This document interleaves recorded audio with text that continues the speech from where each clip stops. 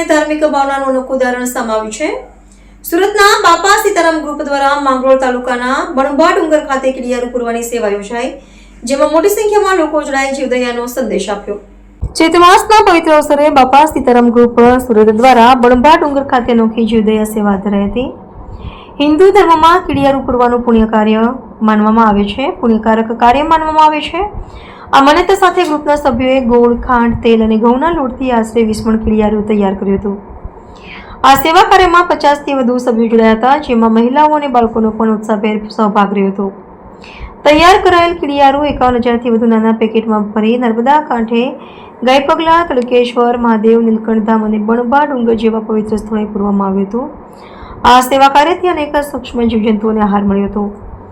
સાથે જ ધાર્મિક રીતે પણ આ કાર્યને ખૂબ શુભ માનવામાં આવે છે। સમગ્ર આયોજન બાપા સીતારામ ગ્રુપના પ્રવીણભાઈ વઘાસિયા અને શાંતિલાલ સરવૈયા સહિતના સભ્યો દ્વારા કરવામાં આવ્યું હતું, જેને સ્થાનિક લોકો દ્વારા સરાહનીય ગણાવવામાં આવ્યું હતું।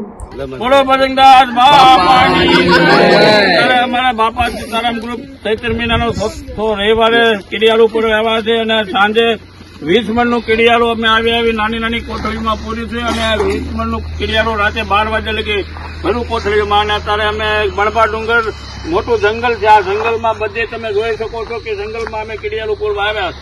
બોલો બજરંગદાસ બાપાની જય। બોલો બજરંગદાસ બાપાની જય। આજે ચૈત્ર મહિનાનો છેલ્લો રવિવાર અને તમે જોઈ શકો છો કે આ અમારું આખું બાપા સીતારામ ગ્રુપ તે બણભા ડુંગર આવ્યું છે કિડિયારું પૂરવા માટે। અહીંયા બણભા ડુંગરમાં બધા કિડિયારું પૂરવાના છે। ઘણા લોકોને એવું પણ છે કે આજે કામ ધંધા ચાલુ છે, પણ બધા પોતપોતાની રજા પાડીને પણ આવ્યા છે, તો માતાજી તે સૌની મનોકામના પણ પૂરી કરે।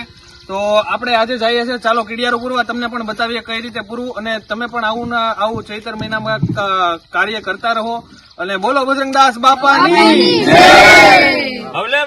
AB48 ન્યૂઝ ગુજરાત સાથે વિનોદ મૈસુરિયા, માંગરોળ।